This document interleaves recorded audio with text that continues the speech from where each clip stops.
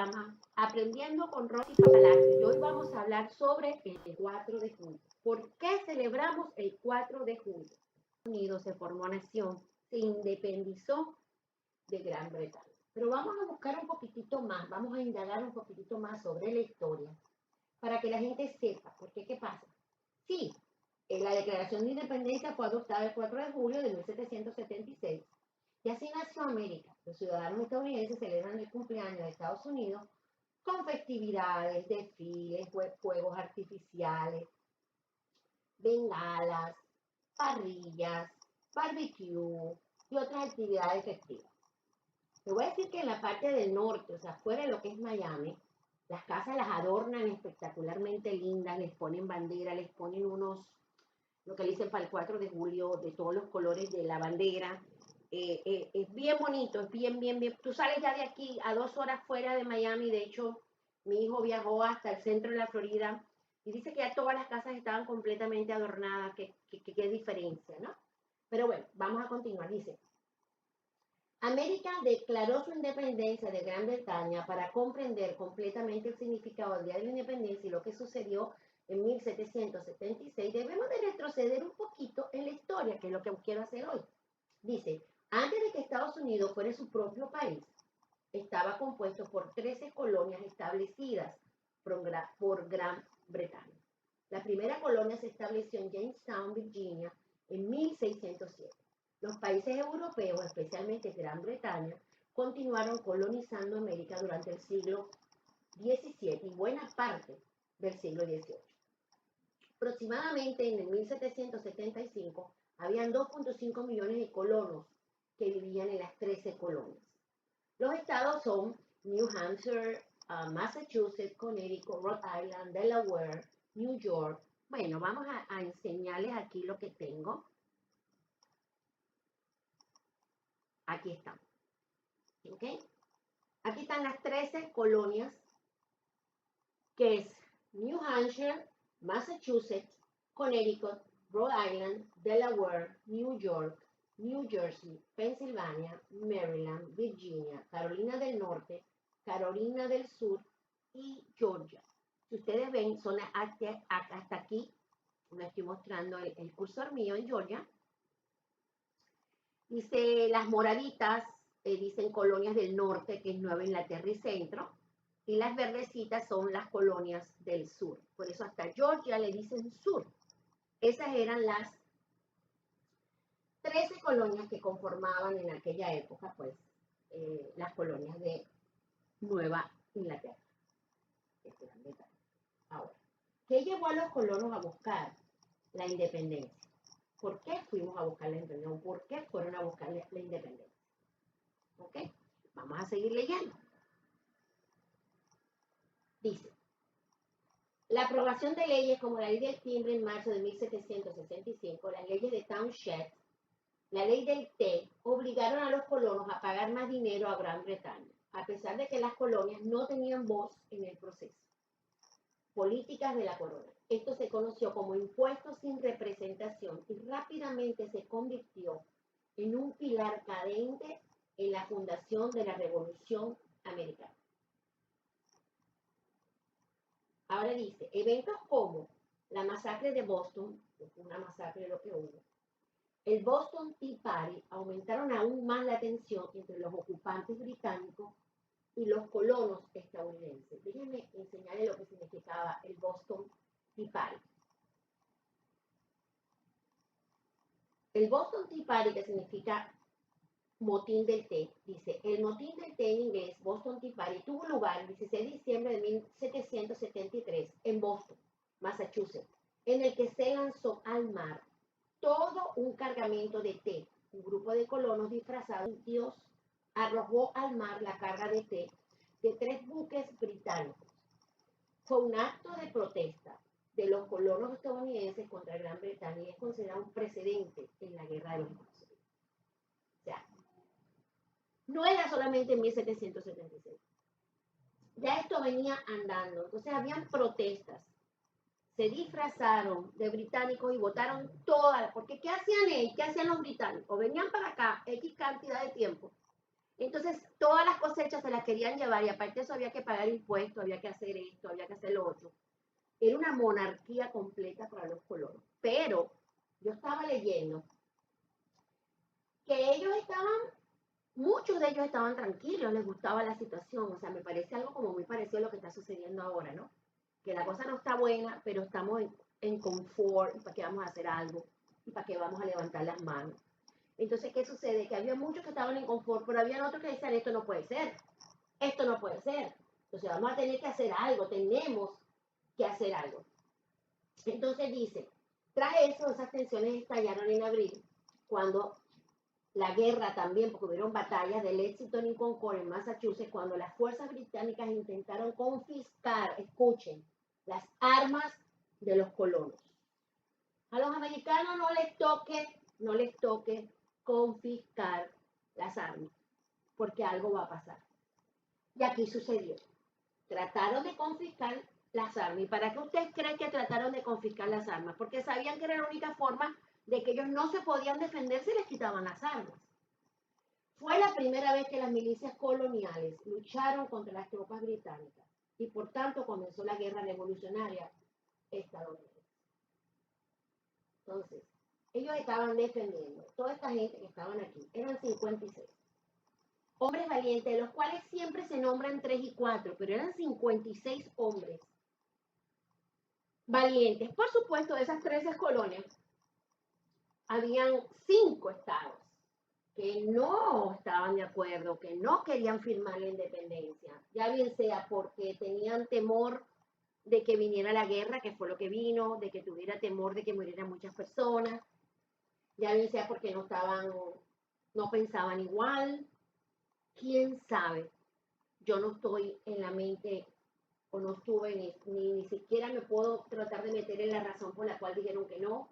También hay que tener mucho valor para los que dijeron que sí, porque iba a quedar en un acta las firmas de todos ellos. Entonces fue bien importante saber que esas personas dijeron, pues mira, nos reunimos, y eso no era que se reunió un día, se reunían cada vez, y las protestas seguían, pero que no había la tecnología pues que puede haber ahora, entonces armaban panfletos o flyers, a los que agarraban los mataban. Era una situación pues como que sabes que viene como una bola, ¿no? Como una bola de nieve que empieza chiquitica, y se va y se va y se va y se formó el lío, ¿no? Hasta que ya llegaron, pues se propuso toda la moción y se declararon independencia. Se avance rápido a una reunión del Congreso Continental en junio, estamos hablando un mes antes de julio de 1776, en Filadelfia. Aquí el estadista de Virginia, Richard Henry Lee, propuso una moción para que las colonias declararan su independencia de Gran Bretaña. Se formó un comité para redactar un documento oficial de independencia que se conoció como la Declaración de Independencia el 2 de julio de 1776. Se aprobó la moción de independencia de Lee 2 días después, que fue el 4 de julio de 1776. Se adoptó oficialmente la Declaración de Independencia y Estados Unidos se convirtió en una nación libre. Después de declarar la independencia, Estados Unidos continuó luchando en la guerra revolucionaria y derrotó oficialmente a Gran Bretaña en septiembre de 1783. Estamos hablando de 3 fueron 6 años de guerra. 6 años sangrientos. Ahora yo les enseño. Quiero dejarles también saber algo que es bien importante.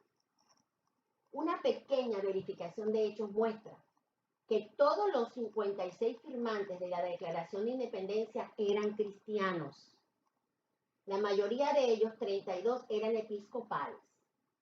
13 eran congregacionalistas. 12 eran presbiterianos. 2 cuáqueros. 2 unitarios y 1 católico. Todo lo que les acabo de nombrar son denominaciones. El congregacionalista y y el cuáquero, que nunca lo había oído, vienen de la época de antes. Por ejemplo, les puedo enseñar lo que significa el congregacionalismo. Movimiento cristiano que surge en Inglaterra a finales del siglo XVI-XVII, ocupa una posición teológica entre el presbiterianismo y el protestantismo más radical de los bautistas y los cuáqueros. Enfatiza el derecho y la responsabilidad de cada congregación debidamente organizada a determinar sus propios asuntos sin tener que someter estas decisiones al juicio de ninguna autoridad humana superior, y como tal eliminó obispos y presbíteros. Cada iglesia individual se considera independiente y autónoma. De una forma u otra, no lo había leído, de una forma u otra, pues eran denominaciones, eran nombres de fe, eran nombres cristianos. No podemos aceptar que venga ningún presidente a decir, como el pasado, los 8 años del presidente Obama, donde dijo una vez y se paró bien claro y dijo que no, que esta nación no era una nación que fue fundada bajo los principios cristianos. Así que, señores, tenemos que tener un poquitico y saber más historia para poder saber que fueron 56, no fueron 4, ni 3, ni 2 personas que firmaron la independencia de los Estados Unidos. ¿Ok? Seguimos. Ahora, ¿hubo sacrificio? Claro que hubo sacrificio. Por supuesto que hubo sacrificio. Ya les voy a decir cuál fue el sacrificio. Mire, estas son las firmas de todos ellos. Este específicamente, John Hancock, es una firma que muchos hablan porque fue la firma más grandotota de todos los demás. Los demás todo era una firma pequeña. ¿Ok? Ahora, vamos a ver el porqué. Aquí vamos. Quiero leerles a ustedes. Cada uno por encimita, no voy a entrar en detalles, pero vivieron las consecuencias, fueron bien fuertes, muy fuertes, porque fíjese, de los 56, aquí dice, tengo problemas con el mouse para subir acá. De los 56 hombres que firmaron la declaración, 12 lucharon en batallas como miembros de las milicias estatales. 5 fueron capturados y encarcelados durante la guerra revolucionaria. 17 perdieron propiedades como resultado de las incursiones británicas y 5 perdieron sus fortunas al ayudar a financiar el ejército continental. Y las milicias estatales luchan contra las casacas rojas. A continuación, vamos a explorar los sacrificios que hicieron los firmantes en nombre de la causa estadounidense. No les voy a nombrar, no les voy a leer todos porque son 56 personas. No todos pasaron por lo mismo, pero sí muchos pasaron por esta situación. Y no solamente hombres, les voy a decir, ustedes van a oír aquí cuando yo les lea ahora, no es solamente hombres, esposas fueron presas, encarceladas, torturadas. Vamos a comenzar con Thomas Hayward, con Edward Rutledge y Arthur Middleton. Thomas, de Carolina del Sur, fue uno de los firmantes tanto de la Declaración como de los artículos de la Confederación. Thomas provocó la ira de los británicos cuando, como juez de un tribunal de circuito, presidió el juicio de varios leales que fueron declarados culpables de traición. Los prisioneros fueron ejecutados sumariamente a la vista de las tropas británicas. En 1779 se unió la milicia de Carolina del Sur como capitán de artillería. Pero fíjense, tanto Thomas como Rutledge ayudaron a su país en la batalla de Port Royal Island, donde ayudaron al general Moultrie a derrotar al mayor británico.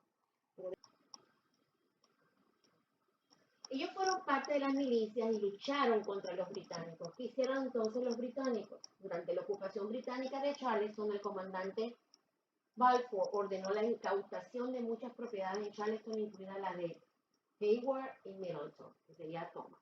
O sea, se quedaron sin. Durante su encarcelamiento fueron encarcelados. La esposa de Thomas murió en su casa y su patrimonio y propiedad sufrieron graves daños. El patrimonio de Rutledge quedó intacto, pero su familia tuvo que vender muchas de sus pertenencias para hacer el viaje a Filadelfia, para reunirse con él después de su liberación. La propiedad de Middleton quedó relativamente intacta, pero su colección de pinturas raras fue destruida durante la ocupación británica de su hogar. Así como él y muchos otros. Vamos a ver, Thomas Nelson.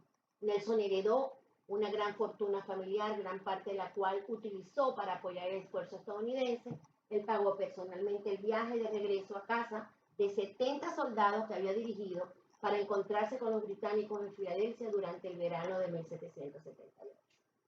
Como entonces gobernador de Virginia, durante la batalla de Yorktown, ordenó a las tropas estadounidenses que dispararan contra su mansión, que había sido requisada por el general Cromwell y sus hombres. O sea, él mismo tuvo que mandar a disparar a su casa.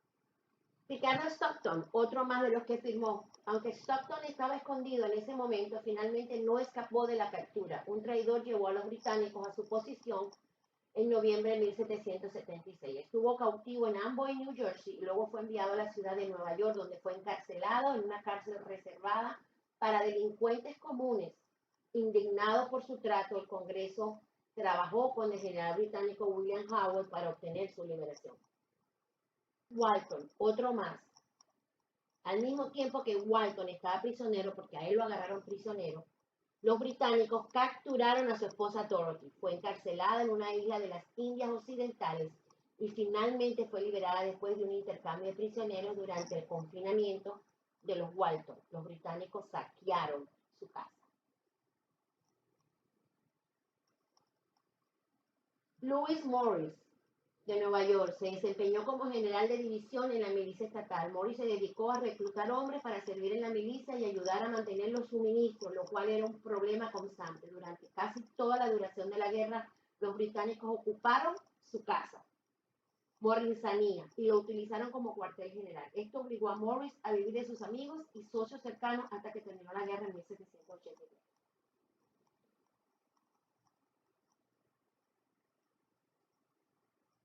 John Hancock de Massachusetts, el hombre con la firma más grande, la que yo les mencioné al principio, sirvió en la milicia como general de división. Hancock fue puesto al mando de aproximadamente 6.000 hombres durante la campaña Rhode Island. Esta campaña finalmente fracasó porque los franceses no cumplieron con su parte del trato. Cesar Rodney estuvo con sus hombres en el campo durante el brutal invierno de 76, ayudó a sofocar un levantamiento de Delaware y ayudó en el esfuerzo George Washington para defender a Filadelfia de ser tomada por los británicos. Guillermo Ellery, la propiedad de Ellery en Delaware fue encendida durante la ocupación británica de Newport, Rhode Island. Ellery sirvió en el segundo Congreso Continental hasta que los británicos abandonaron Newport, que ocuparon durante 3 años. Regresó a casa para salvar lo que quedaba de su propiedad. Joseph Hewes, con su fortuna construida gracias al comercio, Joseph de Carolina del Norte fue vigoroso defensor de la decisión del primer Congreso Continental. Esto, por supuesto, tuvo el efecto de agotar su riqueza. Curiosamente, Howes también renunció a su religión cuáquera para apoyar la guerra. Tengo entendido que esa denominación era que no te dejaba ni meterte en el gobierno, ni podías pelear, ni nada. Solo tuvo que salirse para defender.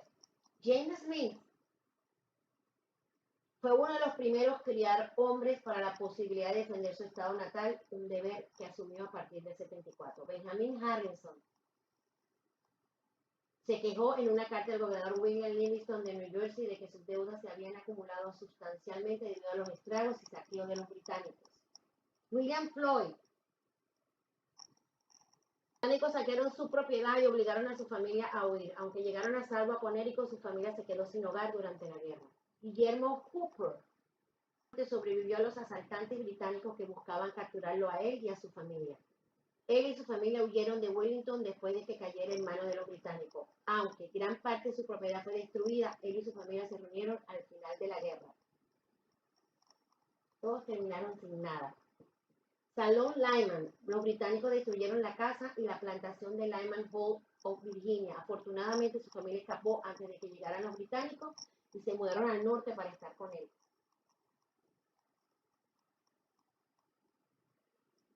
Juan Hart, mercenario de Hans, saquearon la granja de 400 acres del firmante John Hart en las afueras de Hopewell, New Jersey. Antes de que su granja fuera capturada, Hart se vio obligado a dejar a su familia debido al avance de las tropas británicas. Durante su ausencia, murió su esposa y sus hijos fueron enviados a vivir con vecinos.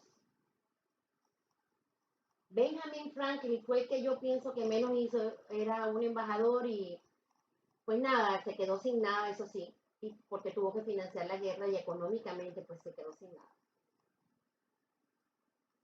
Francisco Lewis, unos meses después de poner su firma en la declaración, las tropas británicas destruyeron la propiedad de Lewis en Long Island.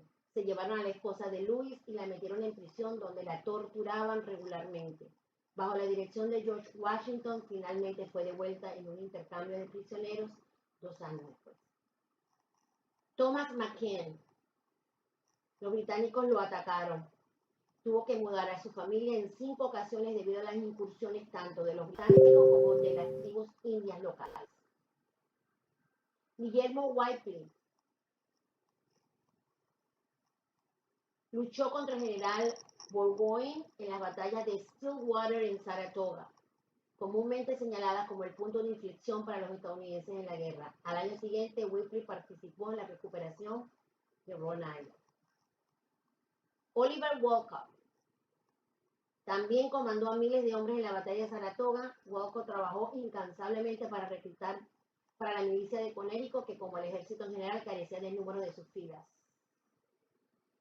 Carter Braxton también gastó gran parte de su riqueza en equipar barcos estadounidenses para que pudieran transportar más carga, debido a que los británicos capturaron algunos de sus barcos y otros se perdieron en alta mar. Sufrió una gran calamidad financiera y estas pérdidas acumuladas lo dejaron en bancarrota al final de la guerra. Cesar Rodney estuvo con sus hombres en el campo durante el brutal invierno, ayudó a sofocar un levantamiento en Delaware y ayudó en el esfuerzo de George Washington para defender Filadelfia de ser tomada por los británicos. George Clymer también contribuyó monetariamente a la guerra, convirtió toda su fortuna en moneda continental, un movimiento arriesgado considerando la probabilidad de que la moneda quedara sin valor. También les dijo a sus amigos adinerados que contribuyeran a la causa de los estadounidenses. Y así mismo, Roberto Morris gastó más de $1 millón de su propio dinero para lograr todo esto. Morris utilizó regularmente sus propios recursos financieros para obtener los suministros que tanto necesitaba. Utilizando sus propios fondos, por ejemplo, compró 1,000 barriles de harina para los hombres de Washington a fines de la primera de 1778. Señores, todos estos hombres que firmaron aquí, que siempre hablan de 3 y 4, fueron 56. Sufrieron pérdidas de vida, sufrieron pérdidas de familia, sufrieron pérdidas económicas, no les importó, porque después que firmaron, pues ya se enteraron todos quiénes eran y los británicos fueron a cada uno de ellos. Y todas las personas que murieron, que no hemos nombrado aquí, que pelearon por defender esa segunda enmienda de que no les confiscaran sus armas, querían libertad, no eran libres, eran esclavos, ellos trabajaban y Gran Bretaña venía a agarrar, según con los taxes, a agarrar el dinero de ellos. Así que, ¿qué les puedo decir? Es bueno recordar esto, es bueno saber la historia. Pasen este video si ustedes quieren saber. Y por último, quiero enseñar esto. La bandera de las 13 colonias. Ustedes sabían que la bandera de Estados Unidos está formada de que cada una de las franjas horizontales representa cada una de las colonias, así como las 13 estrellas que conforman la circunferencia de la bandera de los Estados Unidos. Ahora la única diferencia es que en vez del círculo de las 13 colonias, pues están 50 estrellas, que son los 50 estados de los Estados Unidos. Pero para que sepan, esas 13 franjas horizontales representan esas 13 colonias que tuvieron que defender, como digo yo, con carne propia, su tierra. Así que sí, hoy celebramos el 4 de julio y conmemoramos y honramos a todos esos hombres que murieron por la libertad que nosotros hoy tenemos. Y ustedes se dan cuenta las veces que yo he dicho, ¿cómo es posible que entonces nosotros veamos y permitamos que alguien venga a quemar la bandera de este país? Así que qué bueno que nosotros podemos aprender y saber más de la historia de los Estados Unidos. Yo les deseo que pasen el mejor 4 de julio.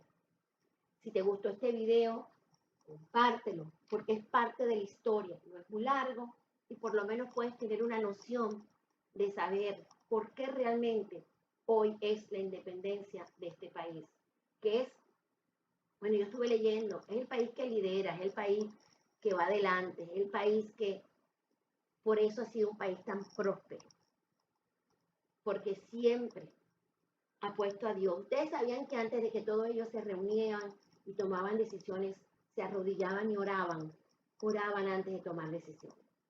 Que hayan sido hombres perfectos, nadie está hablando aquí de que nadie haya sido perfecto, pero hombres que quisieron poner a Dios primero, que quisieron poner a su familia primero y que tuvieron el valor de hacerlo, porque otros con miedo tienen que ponerse en aquella época. Gran Bretaña era un imperio. El famoso rey Jorge III era un imperio. Eran monarcas, ellos eran lo que ellos decían o cortaban la cabeza. Y mataban y hacían lo que les daba la gana. Entonces, para mí, fueron hombres demasiado valientes, porque exponer todo, su familia, su tierra, sus posiciones, eran hombres abogados, eran hombres comerciantes, eran dueños de negocios, no eran unos pelagatos, no lo eran. Porque tú dijeras, ah, bueno, no, como no tenían nada, no les importaba, no, no lo eran. Eran hombres de bien, los que estaban ahí firmando, los que arriesgaron todo, hasta su fortuna. Así que hoy sí celebramos el 4 de julio. Les deseo lo mejor, Dios los bendiga. Si les gustó el video, compártelo. Los quiero mucho, bendiciones y como siempre me despido. Chao, chao.